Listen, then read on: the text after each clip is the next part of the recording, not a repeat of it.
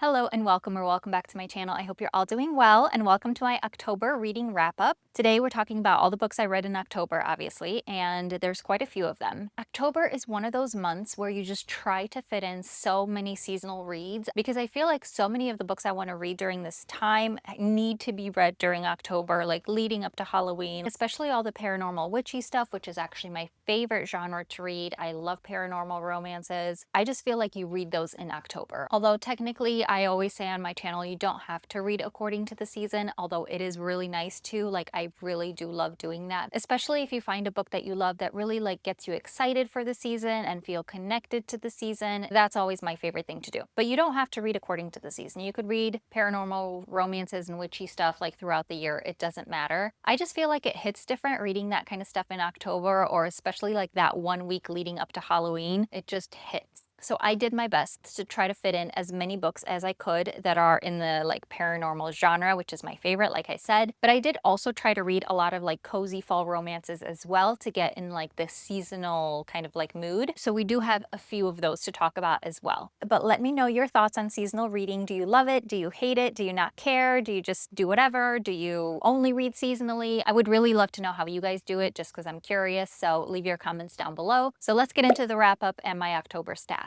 During the month of October, I read a total of 17 books. However, 6 of them were novellas. That equated to 4,895 pages. And of those 17, 1 was a fantasy, 6 were romance, 1 was a horror, 1 was a general fiction, 1 was a dark romance, and 7 were paranormal. So we have a lot in that paranormal category this month, but I'm not mad about it. The first book I read in October was Slewfoot by Brahm, and this is one that I vlogged in my spooky bookshelf scavenger hunt. And this is actually a dark, historical, paranormal horror. I put this in the horror category because I think that's where it was in Barnes, but it's technically a historical, dark, paranormal horror because it kind of encompasses all of those elements. This takes place in 1666, so it's a very, very long time ago. This one follows the main character, Abatha, who basically marries into a Puritan family and ends up moving to the United States, to Connecticut, I believe, and lives on a farm with her husband. Her husband ends up dying, and her brother-in-law ends up putting up their farm as collateral on a loan that he took, which he ends up defaulting on. So now they're coming after their farm, and she's left alone to deal with that. However, their farm is actually surrounded by this forest, and there are some really creepy creatures living in that forest, and they're coming out randomly, and they're hungry for blood. Now, obviously, 1666 was not a very good time to be a woman, because anytime that, you acted incorrectly and they didn't like the way that you acted, or you had something like land that they wanted and your husband wasn't around, you would be targeted and accused of being a witch, potentially forced into a false confession, and then tortured and killed. So there is a lot of that going on in this book. The leaders of this Puritan faith are not very kind to their own people, to their own women. They do that a lot to all the women, and it doesn't matter who you are, what you did, if you are a witch, if you're not a witch, if you, used an herb for something, you will be targeted basically if they decide that that is what they want to do. Needless to say, not a very happy time for women, and there are a lot of gruesome torture scenes in this book. So if that is something that would trigger you, maybe stay away from this one because it is very graphic. However, I will say that the revenge plot in this is very, very good because Abatha finds a way to turn it all around, and she is put in a position where she can get revenge, and she can basically avenge some of her friends and some of the other women that were wrongly accused and that were tortured, and she herself ends up being tortured for a while. So that revenge plot is very, very satisfying. I think she did everything perfectly in that sense, and it does end up taking up a good chunk of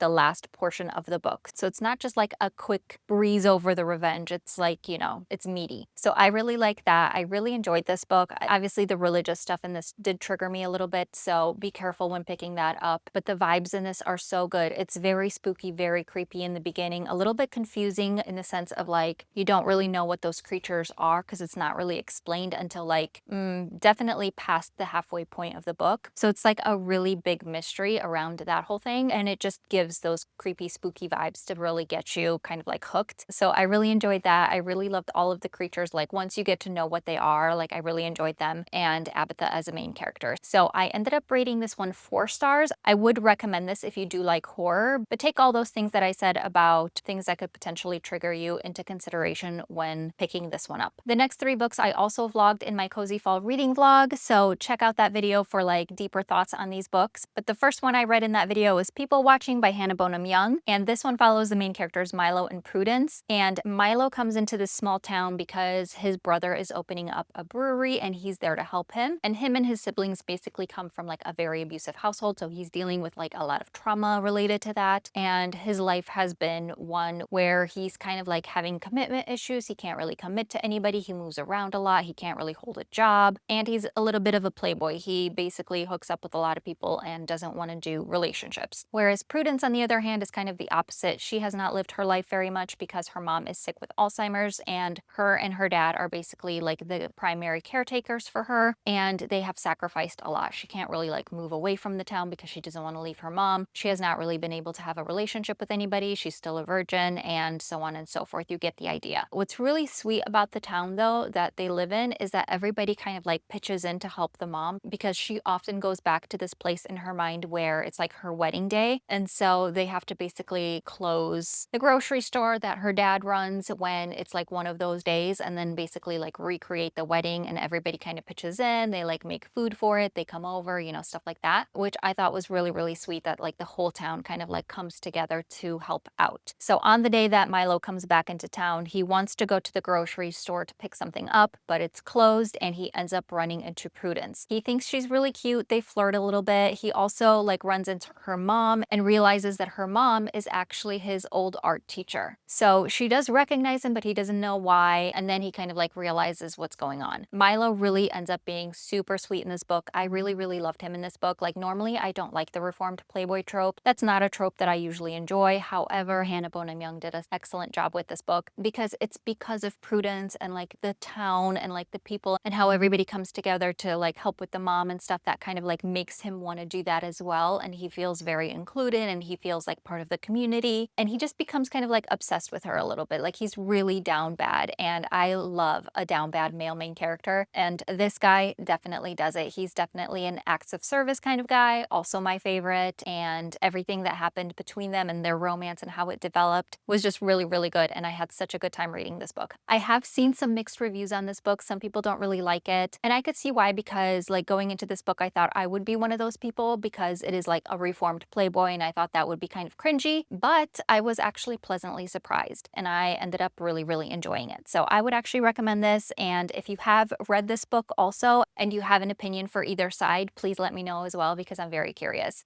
But I ended up liking it, and I ended up rating this one 4.5 stars. Then the next one I read in that video also was The Heartbreak Hotel by Eleanor Clover, and this one follows Louisa and Henry. And Louisa is basically the unemployed girlfriend of this rock star, and they're renting this beautiful mountain home in Colorado. However, he ends up cheating on her, they end up breaking up, and she doesn't want to leave the house. She can't afford the house because he's been the one to kind of like support them in their relationship, but she really, really wants to stay in the house. She wants him to move out because it's the only place that she's ever felt like home. So because he's kind of like in the wrong, he's the cheater, he agrees, he lets her stay in the house, and he moves out. The only problem is that she can't really afford the rent because she was like a therapy student, or she was supposed to take her exam to become a therapist or something like that, and she ended up failing it. So she has like a few months before she can actually retake the exam and then actually get a job and stuff. So in the meantime, she needs to find a different way of like making some money to pay the rent on this house that she wants to stay in. And she comes up with this idea that she can turn it into a bed and breakfast because it's got 5 bedrooms. She's only one person. She doesn't need them all. And so she goes to Henry, who is the landlord, to kind of like convince him of her plan. And her pitch is that it will bring in like 3 or 4 times or even more, however much, the rent that it would cost.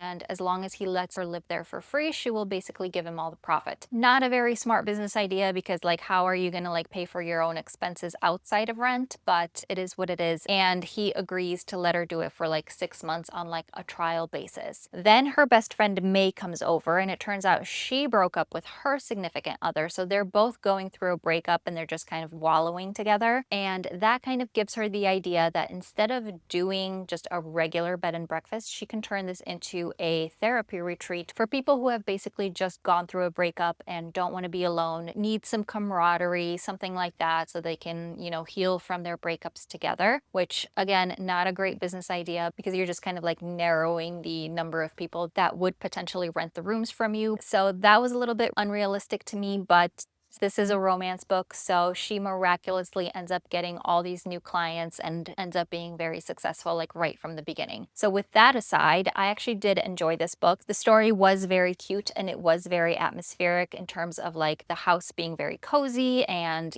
fall vibes and the mountains and the views and stuff like that and the chilly air. It does have very good atmospheric vibes. I also really liked Henry as a main character because he's kind of like a reserved kind of guy who doesn't come off super friendly. He's definitely not a sunshine, and he has a very tragic backstory. And when I read his backstory and like what happened to him and what led him to basically rent out the house, why he doesn't live in it anymore, it was just devastating, honestly. It brought me to tears. I felt so bad for him and everything that happened there. There is a twist at the end that I definitely wasn't expecting. That was a surprise, and there was a lot of drama at the end as well, which was kind of a surprise as well. It did end well, so I was very happy about that, but I was definitely surprised by like the twists and the turns towards the end because it just kind of like came out of nowhere, and I definitely would never have guessed that that's what would happen. So I did really enjoy that aspect of this book as well. Overall, I had a pretty good time with it. I would recommend it for the atmospheric vibes for the fall season and the cozy bed and breakfast setting and everything. I would recommend it for that, and I ended up rating this one 4 stars. Then the next one I read in that video was If It Makes You Happy by Julie Olivia, and this is a new author to me, so I was very pleasantly surprised by this one because I haven't read anything by this author before either, and I thought this was so cute. This one follows the main characters Michelle and Cliff, and Michelle ends up divorcing her husband Alan, who's not a great guy, because when her mom has a stroke and dies, he decides that the best time to tell her family that they're divorced is at the funeral, essentially, because he wants to like move on with his new woman and he doesn't really care. He just wants to be gone. And so he decides that that's the best way to break the news. But that's basically her backstory. Her mom and her dad own a bed and breakfast in Vermont. It was her mom's dream. Like her dad doesn't really know how to run it or anything like that. Like that was like her mom's dream.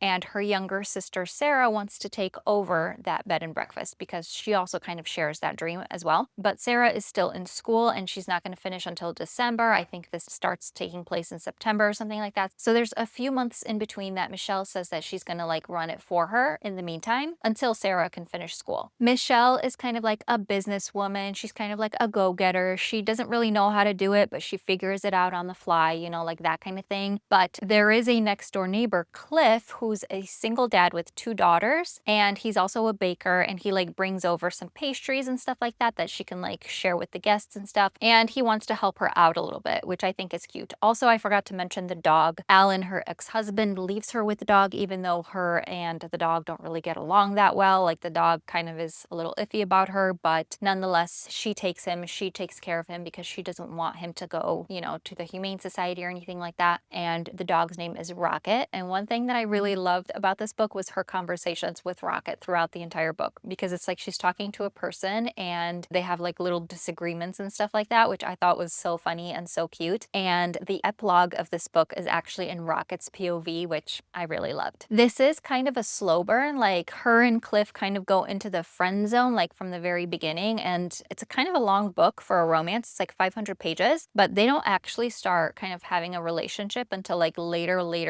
on in the book, like when they finally get out of the friend zone because of like his daughters and stuff. And he knows that she's leaving and he doesn't want to like get his daughters attached and stuff like that. So I thought it was really sweet. I really liked their romance. Everything that was taking place was kind of like really cozy and not a lot of drama throughout the book, except for like the beginning parts of it, which I really liked because it was like very cozy and like a nice read, like a nice romance to read. It has a lot of 90s vibes and stuff that you would see in like 90s rom-coms and stuff like that. Like there's an airport scene in in here that I absolutely loved. It was so nostalgic of like 90s rom-com movies and stuff, so I really, really loved that. I loved how he was like testing different recipes on her of like pastries and like stuff like that, like trying to figure out what would be her favorite, but like not really letting her know that that's what he's doing. I thought that was so sweet. And this book just overall had a lot of like very sweet, cozy moments. So I had a really good time with this one. I ended up rating this one 4.5 stars and rated down, I think, to 4 stars because the only thing that kind of annoyed me was the fact that the children took up a lot of attention and like kind of like took away from the romance. And I just don't love that in my romances. Like, I don't mind there being children in the romances, but I just don't like it when they take up so much attention and so much of the plot is like based around them. But if you do like that kind of thing, then I would definitely recommend this book for that. So overall, highly recommend. Very atmospheric, very fun, very sweet, and very cozy. Then the next book I read was A Hunger Like No Other by Cressley Cole, and this is the first book in the Immortals After Dark series. This is a vampire werewolf paranormal romance, and I really, really love this one. This book follows Emmeline, who is a Valkyrie, which is half fae, half vampire, but she is kind of like a very gentle creature. She doesn't kill people to drink their blood. She doesn't kill, she doesn't want to hurt anybody. She gets her blood from a blood bank. She's just kind of like a happy-go-lucky kind of like gentle person, and she wants to find her father, who is the vampire. So she travels over from the US. I think she was living in New Orleans or something like that, and she goes to Paris to try to find him. And Lachlan, who is a Lycae, which is a werewolf, is actually somewhere in the Paris vicinity being trapped and tortured in like a fiery hell kind of thing, and he's basically being trapped there and tortured by somebody for whatever. Now, the werewolves hate the vampires. It was his enemies that basically trapped him there, and it's his enemies that are torturing him. So he's not in a good spot, and he's been there for many, many years. But then one day, he smells his mate in the vicinity, and he gets so overwhelmed with the desire to get to her that he ends up basically gnawing off his own leg to free himself and to get to her, which he does. So it's kind of extreme in that sense. Like, he is very obsessed from the get-go, and I kind of loved it. He does end up kind of kidnapping her. He has a hard time with the whole vampire thing because they're enemies, but he realizes that she's really just kind of like a gentle creature, and he tries to just kind of like learn what her needs are to make sure that she's okay and stuff like that, which I thought was really, really sweet. She does really want to get free though, and they make this bargain that if she can drive him to Scotland, because he doesn't know how to drive, he's been like trapped for a long, long time. He doesn't really know like modern technology and stuff. If she can drive him to Scotland, he'll set her free, and she basically has to stay through the full moon. Red flag. But she agrees, and so the book is kind of like them journeying over to Scotland and getting to know each other in the process. I really, really loved this book. It's very similar to Bride by Ali Hazelwood, you know, because of like the whole vampire werewolf and a relationship together, them being enemies and stuff like that. But this one is even more extreme than Bride. He's even more possessive. He's even more obsessed. He's very protective, like all those things, you know? Ali Hazelwood did blurb this book on the front cover here, and she said the OG alpha werewolf and vampire equals fated mates romance, the one that started it all, the one that I always return to, look no further. So I'm assuming this is kind of like where she got some inspiration to write Bride, but I don't really know. I could see that being the case though. So overall, I really, really liked this book. I had a good time with it. I really loved both of the characters. I loved how protective he was of her and how sweet he was to her in general. And the writing was really good as well. And it was just like a really fun, spicy romance. So if you like paranormal stuff, especially werewolf vampire together, I highly recommend this one. And I ended up rating this one 4 stars. Then the next book I read was The Good Girl Effect by Sarah Kate. And this is the first book in the Salacious Legacy series. And this is like the spin-off series of Salacious Players Club, which I haven't read. This one follows the main characters Camille and Jack 5 other people basically inherit the Salacious Players Club from the previous series. Under one condition is that the 5 of them run the club together for a year, I think it is, and it's located in Paris. Now, Camille lives in a small town just outside of Paris, and she works in a used bookstore. She kind of lives a simple life. She keeps to herself, like that kind of thing, and she ends up finding a book in her used bookstore that contains a letter in it that somebody left in it, and she ends up reading the letter, which has like this profound effect on her. And it turns out that the letter is actually from Jack to his late wife Emmeline, another Emmeline, and Emmeline ends up dying, and Jack is left with his 5-year-old daughter. So Camille decides that since this letter had like this profound effect on her emotionally, she wants to basically return it to the owner, and she does some research and ends up finding out that Jack actually lives in Paris. So she goes to Paris to basically return the letter to him. However, when she's there, she kind of gets pulled into a nanny interview. The woman interviewing kind of assumes she's there for this nanny position. Camille doesn't speak up, and she just kind of like goes for it, you know, like kind of goes with the flow and says, yeah, I could be a nanny to this child. I don't really have any experience, but I can do it. And the daughter actually ends up really liking her, and they hit it off a little bit. And so Jack ends up hiring her because his kid likes her. So she moves into the house, but one night on her night off, she's walking through the city and she sees Jack go into this club. So she follows him, and it turns out it's kind of like a sex club, and she follows him into this room where they're doing like bondage and stuff like that. And he obviously catches her, and now they need to have a conversation. She's very curious about the lifestyle. She's very like interested in it. And he's all like, no, we can't cross that line, but let me like show you what it's all about in like a safe way so that you can experience it because you want to. So they end up having like these sessions where he basically teaches her about like bondage and like BDSM and stuff. So this is a very spicy one. There was a lot of things about this one that I just didn't really care for. Like, for example, he doesn't really want to have a relationship with his daughter. He's very interested in having a relationship with his sister, but not really like his daughter that much. And it just kind of like rubbed me the wrong way a little bit. And it did feel really uncomfortable in the beginning when she went into that interview and basically like didn't say the reason why she was there, that she's not really there for like a nanny position or anything like that. She just kind of lied and went with it and never delivered the letter and just kind of like kept that a secret. But it is like the plot point that like put her in that position to be his nanny. So like I get it. I did really like the tension between them because it is kind of like a forbidden thing because, you know, like she works for him and stuff like that. So the tension was really, really good. And I thought the writing was really good, and it was very fast paced in general. So I thought it was good overall, but not my favorite. I ended up rating this one 3.5 stars, and I think I rounded down to 3 stars on Goodreads. I'm not really sure at this point if I am going to continue this series. Maybe I will at some point, but this wasn't like my favorite book. The next book I read was Pumpkin Spice and Everything Nice by Katie Cicatelli Coots, and this is the one that I saw at the counter at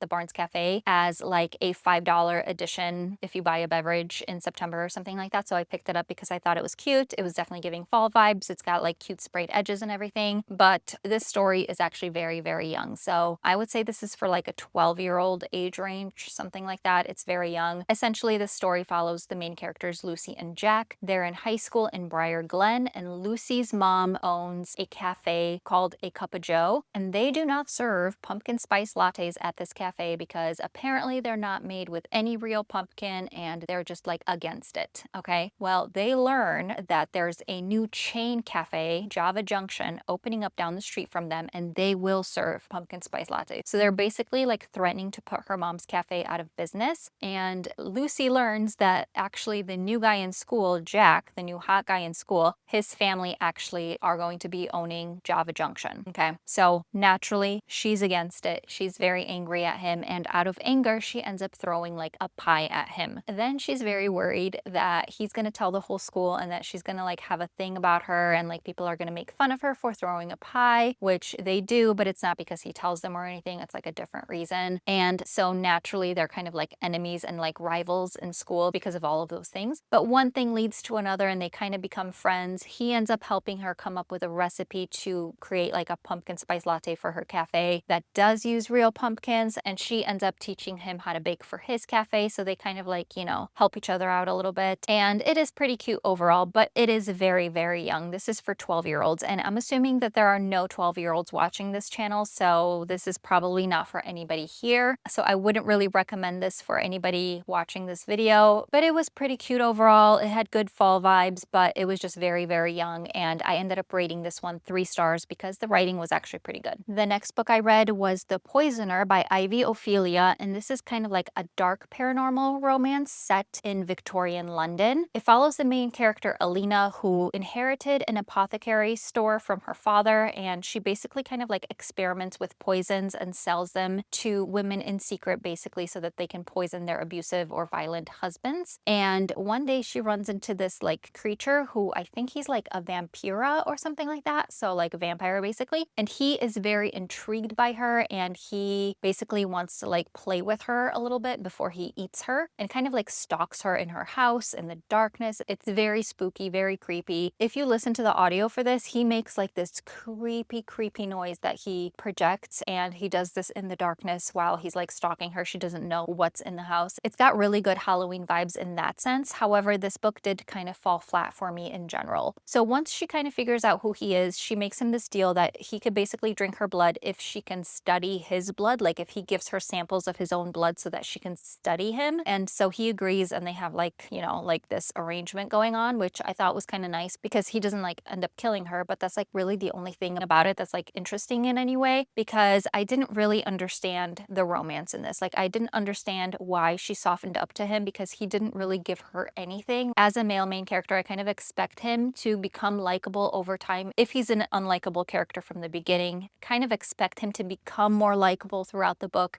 and like give the female main character a reason to fall in love with him, and he just didn't do that, and I just really didn't believe in the romance. It was kind of weird when it came to that. It fell a little flat, definitely underdeveloped, and based on this cover, like this cover is very creepy and kind of cool. I definitely expected more. So this was not my favorite book, and I know that there is another book coming out maybe next year for this, I think, and it's another one that I'm just not sure if I'm going to be continuing this series or not, because the concept of it, like her being a poisoner and him being a vampire and stuff like that, like it just didn't really mesh that well for me. The whole thing could have been better developed, I think. So I ended up rating this one 3 stars. Then the next book I read was Fan Service by Rosie Danan, and this one I really loved. It was so cute. This follows the main characters Alex and Devin, and Alex, when she was in high school, she was a huge fan of this kind of like werewolf teen drama show that Devin was like the main actor on. She was like really obsessed with it. She used to have like a blog about it. She used to like know all the ins and outs of the show and like everything that happened, and she was just like very knowledgeable on that show. And one day she got the opportunity to go meet Devin in person and have like him sign a picture and take a picture with him and stuff like that. So she ends up going. She is very nerdy, very shy, and so she kind of like ends up making a fool of herself, but he was super nice about it. And when she leaves, she realizes that she forgot the picture, and she goes back for it, only to overhear Devin and the cameraman kind of like making fun of her and not being super nice about it in that moment. It wasn't very nice of Devin, okay? So she just foregoes the picture and moves on. A few years later, Devin is now kind of a has-been.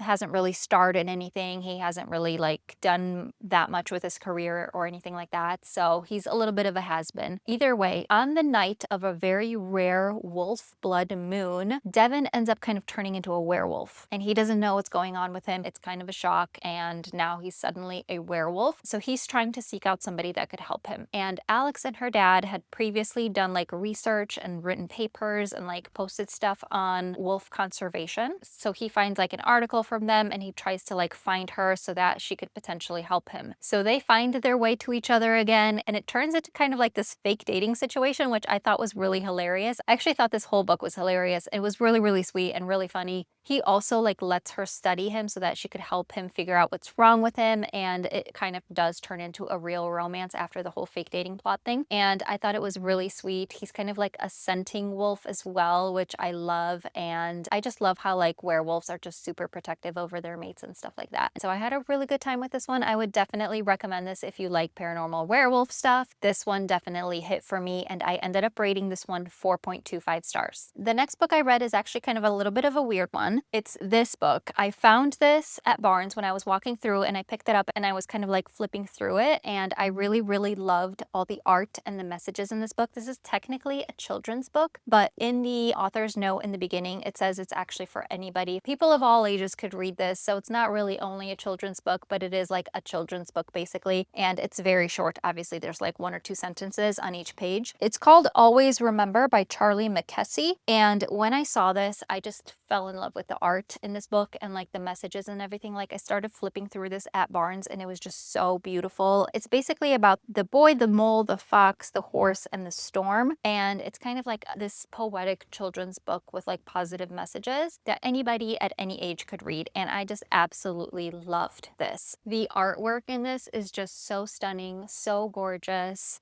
I like became obsessed with it when I saw it at the store and I just had to have it. So I am counting this as a book that I read because it is technically a book. This would also make a really beautiful like gift idea if you're looking for a gift idea for the holidays, if you have any children. The messages in here are just absolutely perfect. This whole book is perfection. And I thought it would be really nice to have in my home so that I could pick this up every once in a while and just kind of like flip through the pages, look at the art, read the messages and stuff like that. And it's kind of like inspiring in that way. So I'm not really sure if you're supposed to rate children's books if you read them, but I ended up rating it 5 stars anyways, just because it's so beautiful. And I would actually encourage you to think about it or look at it if you're at the bookstore and just like take a gander and see what you think. Then the next book I read was Alchemized by Senlin Yu. And this book just depleted me, honestly. Like, this book was incredible. If you're not familiar with what this is Dramini fanfic that Senlin Yu traditionally published. Originally, it was called Manacled, and you can't get Manacled anymore if you don't have it at this point. I don't think you're able to get it anymore. But Alchemized is the traditionally published version of that, and it follows the main characters Helena and Kane. And Helena is supposed to be like the equivalent of Hermione from Harry Potter, and Kane is supposed to be the equivalent of Draco from Harry Potter. It's fanfic that's kind of like a mix of Harry Potter and The Handmaid's Tale. And yeah, this was incredible. It was emotionally devastating, to be honest with you, but the romance in here was so emotional, so consuming. I don't even have words for it because it takes place during war. This whole book takes place during war because Moro, who is the leader of the undead, basically ends up winning the war, and he's like the equivalent to Voldemort.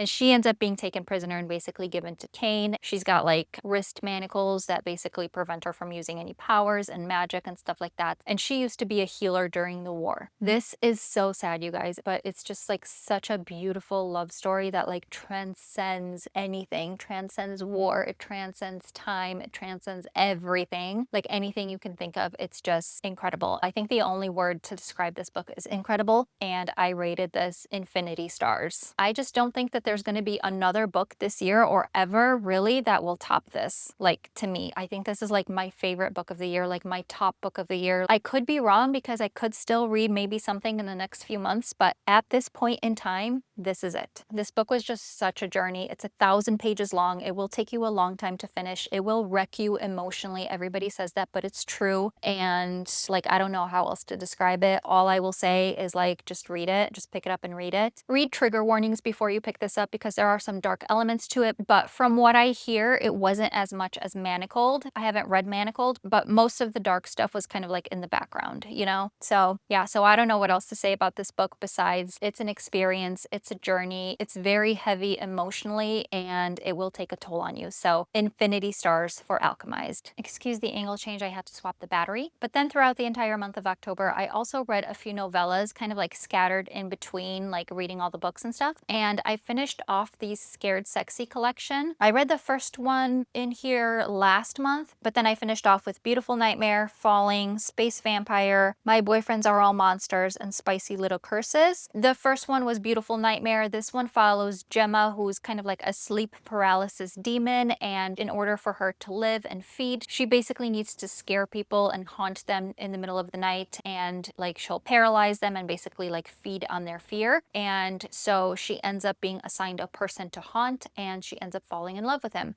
and he ends up falling in love with her. This one was kind of cute. I didn't really mind it. It was obviously very short, so there's not like too much story development or anything like that, but it was really cute and the guy was really sweet in it. I ended up rating this one 3.5 stars and rounded up to 4 stars on Goodreads. Then the next one I read was Falling by Christina Lauren. And this one follows the main characters Kat and Briggan. And Kat goes to a Halloween party and she kind of hooks up with this guy Briggan. And Briggan is basically like a fallen angel and he's cursed and he's looking for his beloved to break the curse. I really liked the writing in this one and I really liked how it ended, and I ended up rating this one 4 stars. Then the next one I read was Space Vampire by Ruby Dixon, and this one follows the main characters Dana and Vlad. And this one was a little bit confusing. It wasn't explained all that well, I think, or maybe I missed it, but she was basically taken to be a human pet for like these blue-horned aliens, and the humans have abandoned her. She's stuck on this spaceship. No one's around except that there is one creature on the ship with her, and that turns out to be Vlad, who is also an alien and also a vampire, and they fall in love. I was a little bit confused as to like how she got there and like why she was taken as like a human pet to the aliens and stuff. Like that part didn't really make sense to me, but overall it was still an okay, enjoyable read, and I ended up rating this one 2.5 stars and rounded up to 3 stars on Goodreads. Then the next one was My Boyfriends Are All Monsters by Kimberly Lemming, and this one follows the main character Lucy, who is on a hiking trail with her boyfriend, but she's not very good at hiking. She sprains her ankle and he kind of like leaves her behind. So obviously they're over, but she's trying to make her way back down the mountain. She almost gets crushed by a landslide, but gets rescued by this handsome stranger on a white horse. He brings her over to this town, which is also filled with like a lot of hot men, and they kind of take care of her. There's a doctor there, but there really aren't any other people around, so it's a little weird. And there's something in the forest that's watching her and basically wanting her to be his priestess. So this one was interesting. I thought it was funny. I thought it was cute. And I think I rated this one 3 stars if I'm not mistaken, but it was more closer to like a 3.5 stars. Now that I'm thinking about it, I did actually end up liking this one more than I originally thought. And the last one in the series was Spicy Little Curses by J.T. Geisinger, and this one follows the main characters Petra and Dex. And Petra is a journalist and she's looking for a Halloween story, and Dex is cursed that basically any woman that falls in love with him dies. She's basically chasing him for the story and then ends up being targeted as part of the curse, even though she's not really in love with him yet. She's just kind of like, you know, on the verge of it, I guess. And she's being haunted by this like faceless man. It's super creepy, super spooky, and it's also set in New Orleans. So I thought this one was also really fun and the rating was good, and I ended up rating this one 3 stars. And then the last novella that I listened to on Spotify was Room for Two by Lana Ferguson. This is not really a fall read, but I just saw it that it was like a Lana Ferguson novella and I wanted to pick it up and read it or listen to it. And this one was cute. It follows the main character Cade and Nora, and they meet at like a beach bonfire in Florida or something like that. She's drunk. I don't really love the drunk girl trope, but she's drunk and she ends up kissing him, and that's how they met the first time. But he kind of likes her and he ends up holding on to this crush that he's had for her for like a while. They end up reconnecting again in the future because she works at a coffee shop and he comes in to buy coffee, and he thinks she doesn't remember him and she thinks he doesn't remember her, and so on and so forth. But their friends actually end up setting them up by lying to them, saying that she's going on a blind date with somebody and he's meeting somebody to interview for like a new roommate or something. And they end up reconnecting and revealing their crush for each other. This one was pretty good. It was pretty well developed. I actually had a pretty good time with it. I hate the drunk girl trope or like just the drunk person trope in general. But besides that, it was pretty well developed for like a very short novella. And I ended up rating this one 3.5 stars and rounding up to 4 stars on Goodreads. So that concludes this video. These are all the books I read in the month of October, plus all of those novellas on Kindle and on audio. I thought this reading month was really, really good. I really enjoyed all the paranormal reads I had, and this is the month that I discovered like my favorite book of all time, which is Alchemised by Sen-Lin Yu. I just really don't think that there's going to be anything this year that could beat that book potentially, but you never know because there are still November and December reading to do, so you really don't know, and we will see if anything does end up beating Alchemised for top book of the year. I still can't like stop thinking about that book, and I still like it brings up like all those feelings that I had while I was reading it. So it definitely has like a long-term impact on you, and I would definitely recommend you read it. Even if you're like on the fence and you're not sure whether or not you're gonna like it, give it a try and see what you think. But let me know your thoughts if you have read it or if you do end up reading it. So that's all I have for you guys today. Thank you so much for watching. If you have made it to this part in the video, please leave me a vampire emoji for all the paranormal books that we read. And again, I really appreciate you being here. Thank you so much for watching, and I will see you in my next video. Bye.